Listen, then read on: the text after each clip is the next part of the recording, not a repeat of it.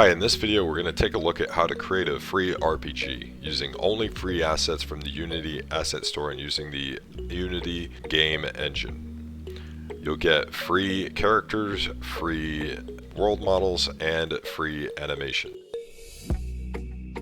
Hi, if you're coming from my How to Create a Skyrim-like skill system series, then you can go ahead and skip ahead to the next chapter. If you're not, then I'm going to show you how to create a new Unity project. I'm going to show you how to get this thing started. If you've never created a game before and you're looking at how to get into it, I think Unity is a really great place to start just because of the number of resources that are available for it and the number of free assets and things that you can do to avoid the things that you don't want to do. So for example, if I want to code and I don't want to model, there are tons of things available that'll allow me to do that. Okay, so go ahead and search Get Unity. Go ahead and click on Download Unity and choose your Unity download. And you're going to want to choose the individual tab and find yourself a free copy. I got started in the personal section. I'm not sure how it is with the student one, so just make sure that you're grabbing a copy that is a Unity 2019.1 or above version. Once you've got Unity installed, you're going to want to open the Unity hub, and if you don't have that, you can just open the black Unity engine Unity icon that you've got. Now I've already got this project set up, but you can create a new one, and it's going to be a 3D project. You can choose the version that you're going in, so I'm choosing 2019.3. It's a 3D project, and you're going to go ahead and name it something like RPG tutorial. Okay, remember the location that you're putting this in, because this will be important for when you're trying to aggregate files to this, when you're trying to add stuff from GitHub. Okay, and then go ahead and create the project. Now that you've got your project set up, you're going to go to the window drop down and you're going to click on the asset store, and that's going to open a new tab for you. Go to search for assets. We're going to want two primary assets here. One is the Polygon starter pack, which is free.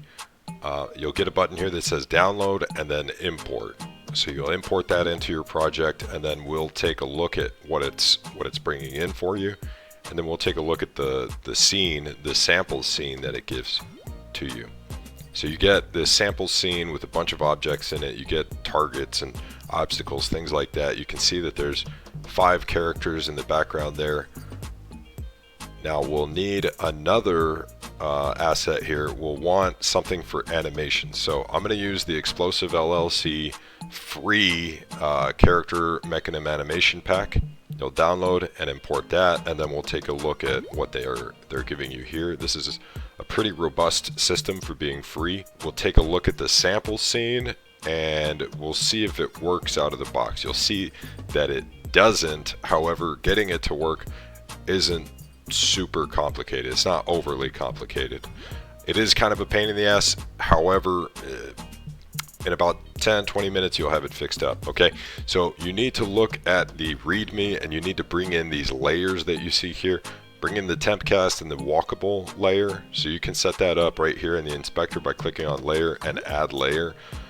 Once you do add these layers, you're going to need to go back into the scene and make sure that you get the walkable ground onto that layer. All right, we can take a look at the other things that we need. Really, the only stuff that you need to set up are the tags and layers, and then super important is getting the input manager to work. But first, we'll take a look at how to set up the scene so that you can walk on it and don't fall through the floor.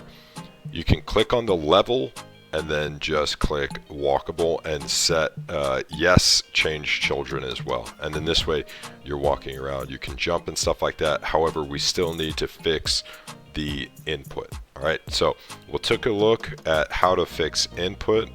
It's kind of a big deal, kind of a pain in the ass, but I'll have the fix on my GitHub for you. In spite of my best efforts to get these presets to work, I couldn't do it, so I did it manually, and you'll see that now. The next minute and a half is me setting up these axes for the input manager to work. Okay, so if you want to skip ahead a minute and 20 seconds.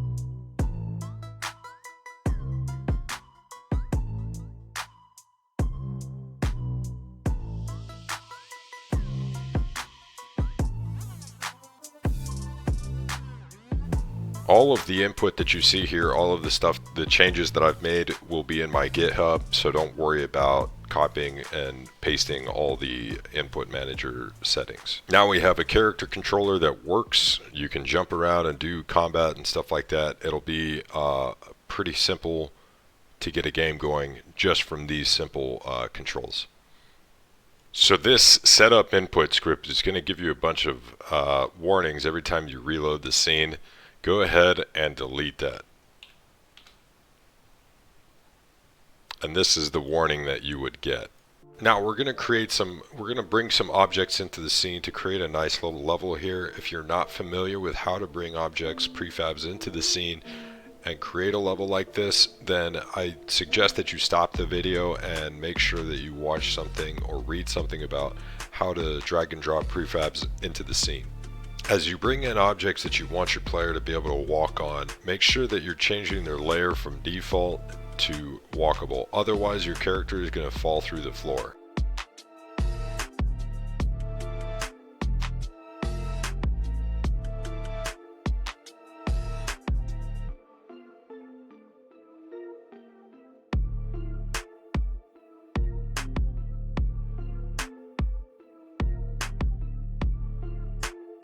As you set up these ground objects, make sure that you click on layer. Like, you can grab all of them in the inspector.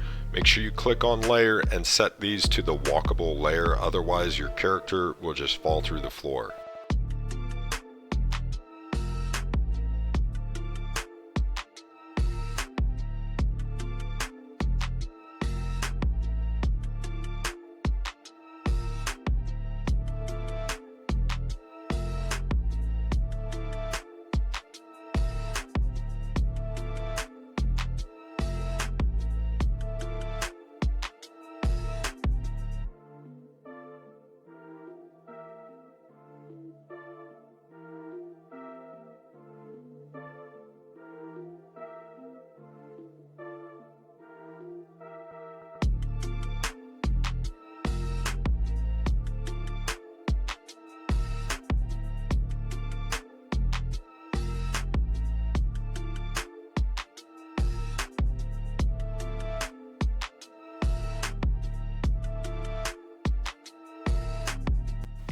At this point I feel pretty good about my level, so I'm going to bring in the explosive character. I'm going into the RPG character animations folder and I went to prefab character and brought that in. Now you'll notice that it doesn't have a camera built into it. So I started by putting my main camera onto the character and then just putting it above and behind him.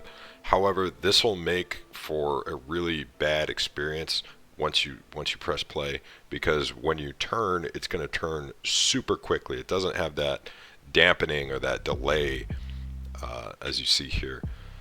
So what we'll do is fix that. Okay, so you see that I made sure that all these objects in the scene have that walkable layer on them. Okay, that is really important to know, is that all these objects are walkable. Okay. Now here, if you have mesh colliders on these objects, you need to bring in the BSP tree script and put that script onto those objects. And that way you won't get the error that I was getting here. Now with that done, let's fix the camera. We're going to go into Explosive LLC folder, and in the code folder he's got a camera controller script. Okay, this is a very simple camera controller. But it'll do a pretty good job. The problem with this one is that it doesn't give you a way to rotate the camera without having rotated the player. Okay, so make sure your camera target is your RPG character. Alright, and then make sure that your camera is not set as a child to your RPG character. And then make sure you've got the rotate speed and the offsets set up. Okay, now we can see that this is a much better camera situation. And it just follows the player around from behind, from that offset. At this point, I'm going to do a little tidying up with our character, and then I'm gonna bring in an enemy object. So I'll right click in the hierarchy and I will create a new empty object and I'll rename it to enemy. Make sure you save your scene. Make sure you save your scene before you play.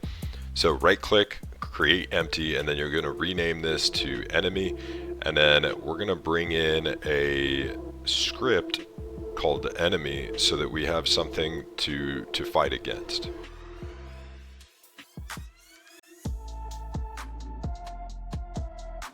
We're going to check out the collisions on this enemy here.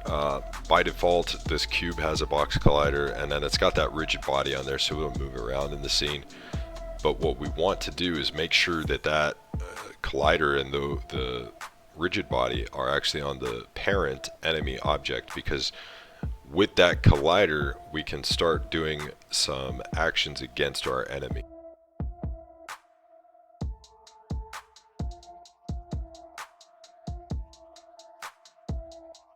You can see that I've added the enemy tag here. We're not going to need it. What we are going to use is the enemy layer. So go ahead into the layers and add layer enemy, because with that we get a much more efficient way of checking if our player is near an enemy, and we won't collect a bunch of objects that aren't enemies.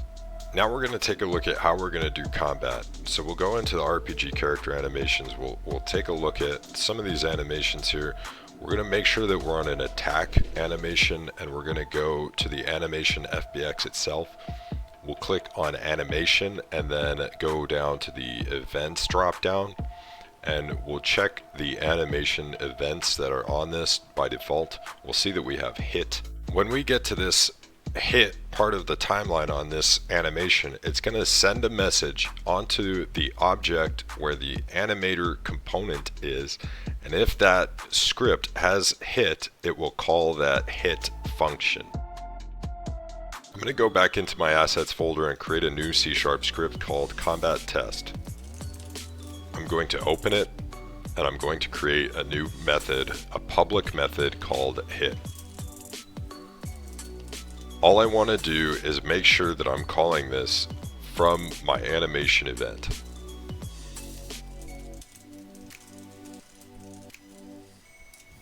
Make sure that you put this component onto your RPG character, because this is where your animator component is, and this is where the message is sent from. So let's press play and see what happens when we do an attack. Okay, so I'm punching, and you can see, let's go ahead and uncollapse this. I'm calling hit from an animation event. It doesn't matter if it's a kick, it doesn't matter if it's a punch, because these all call the same animation event at some point in their animation timeline. Now that we've got our character set up, we're going to set up our enemy a bit more. We're going to go ahead and go into our Polygon starter folder, the prefabs, and then the characters folder, and we're going to grab all of our characters and put them under the enemy. So we're childing them to that game object. Okay, now what we want to do, I'm going to go ahead and put this script onto my GitHub so that you guys can get it, and this script, the multi-model character script, will allow you to have a bunch of game objects as children of your object, and then you can create a randomized character from these objects. Okay, so I'm going to go ahead and lock in onto this object. I'm going to drop all these characters onto my models to choose from, and I'm going to say that my active model is the cop. If this is set to keep current, then the object that's here in the active model part will be the model that we see when we go into play mode. Okay, otherwise, if we remove keep current, then we could see a randomized object from that list of objects childed to the enemy. Now what we want to do is go ahead and drop our enemy object into our prefabs folder. So drop that in there and we'll have easy access to the enemy. Before we get into the combat, we're going to go ahead and take a look at our enemy script. Now before we do that, we're going to take a look at this real easy particle system that I've set up for when we hit the enemy. This is what you're going to see. Okay, so I'm going to take that hit effect from my prefabs folder and drop it onto my enemy, and And then we're going to open the enemy script and take a look at what we're doing here. We've got health components, we've got a transform reference to the player, so when we start the game we're going to get the player and his transform. We're going to initialize that particle system, and then during update we're just going to look at the player. Here is the important part: receive damage. In hit on our combat test, what we want to do is find a way to access this method on the enemy. Okay, so when we go in here, we're going to make sure that the enemy isn't already dead, because we don't want to give credit for multiple kills. If he isn't dead, then we'll take away some damage and we'll do a hit effect. And then if he's got less than or equal to 0 health, he'll die. And all that's going to do is destroy the game object. Okay, so this is a pretty simple enemy script. There's a little bit more stuff here for the particles and particle methods, and you don't have to worry about any of this. Just know that this is what we're doing in order to kill the enemy, to do combat with the enemy. Alright, all of this will be available on my GitHub. In order to do combat with our enemy, what we're going to want to do is make sure that they're on the enemy layer. So we'll add a new layer called the enemy layer. Oops, make sure that you spell it properly, because that'll be important. So let's make sure that after adding the layer that we actually put the enemy onto that layer. We're just going to say that it's only this object, because this is the collider that uses that layer. Okay, so whenever we do a layer check, it's really checking if we've hit a collider on a layer. Okay, now let's go back into our combat test script, and we're going to develop this hit method.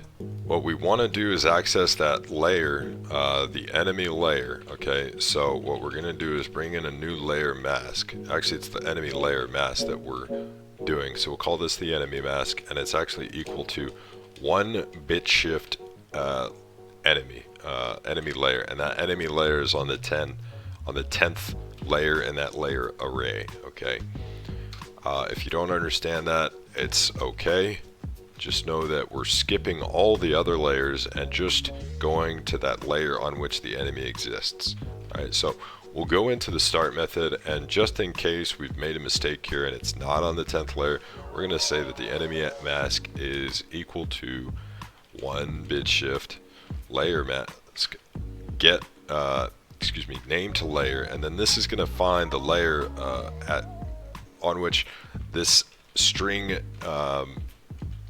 name exists. Okay, so it's going to go through all those layers, and if the layer matches this name, then this is the int that it's going to return, the layer with this int. Okay, and then we'll set that to being our enemy mask. Now we're going to do this hit from the easiest. We're going to do this in the easiest way possible. Okay, so we're going to create a collider array. We're just going to name it calls, and it's going to be equal to physics.overlap sphere, and overlap sphere is going to get all the objects within a certain radius of a certain position. The position that we're firing from is the player, so we'll do transform position, and then we're actually going to bring in another attribute here. We're going to bring in another variable here. We're going to bring in a private float attack radius. Okay, and we'll default that to 5, so we'll bring in the attack radius, and now what we want to do is bring in that enemy mask, so we're only hitting objects on the enemy mask. We don't want to get all the colliders that are around us, we just want the ones on the enemy mask, on the enemy layer. Okay, so for all of those layers, for all of those colliders on that mask, we're going to say that if it's got the enemy component, alright, and I'm going to go ahead and create an empty enemy reference, or an empty enemy pointer, and I'm going to say if calls I dot try get component out e, then we're going to call e dot take damage or receive damage. Okay, and then I'll default this to 50, but we could actually put in here an amount of damage to deal to the enemy. So let's go ahead and say damage, and that equals 50 regardless of what type of attack we do. And we'll just do this like this so that we can prototype and see if this works, right? So even if we're not facing the enemy, we will be attacking it and doing damage to it, and if it gets under 0 health, then it'll die. Okay, so we'll take a look at how that looks right now.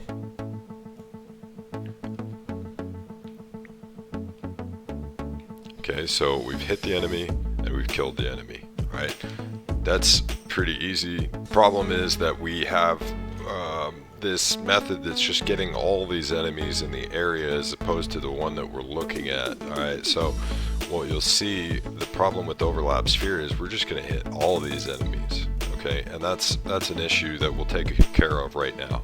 The way that we're going to fix this is by saying that if we're in front of the enemy that we want to hit and we throw an attack, then we're gonna say that if it's actually in front of us, the attack will be successful and they take a hit. Okay, how did I do this? I used ray casting. So we're firing a ray from the middle of the player's body in the forward direction to a distance of the player's attack radius. Opening up that combat test script, you can see that I've substituted the overlap sphere method for the raycast method. Now we're going to fire a ray from our player's transform position plus his height offset. So we've added this new variable, the height offset, which is our transform local scale y, so our height divided by 2. So that's saying the middle of the body, right? And we're firing it in our transform's forward direction. We're creating this raycast hit struct, and if it hits something, if our raycast hits something within the distance of our attack radius on the enemy layer mask, then we're going to get the hit collider and check if it has this enemy component, and if it does, then the enemy is going to receive damage. If you want to get this UI that you see here with the level bar and the perks to increase and stuff like that, then make sure that you go back and take a look at what I've got to offer in the rest of this series. In the next video, we're going to take a look at how to target different enemies in the scene. We're going to see what happens when we level up a skill. So we're going to use those animation events to pass through skills and level those skills up as you do successful actions, and that'll in turn level up your player. Okay, thanks for watching this video. See you next time.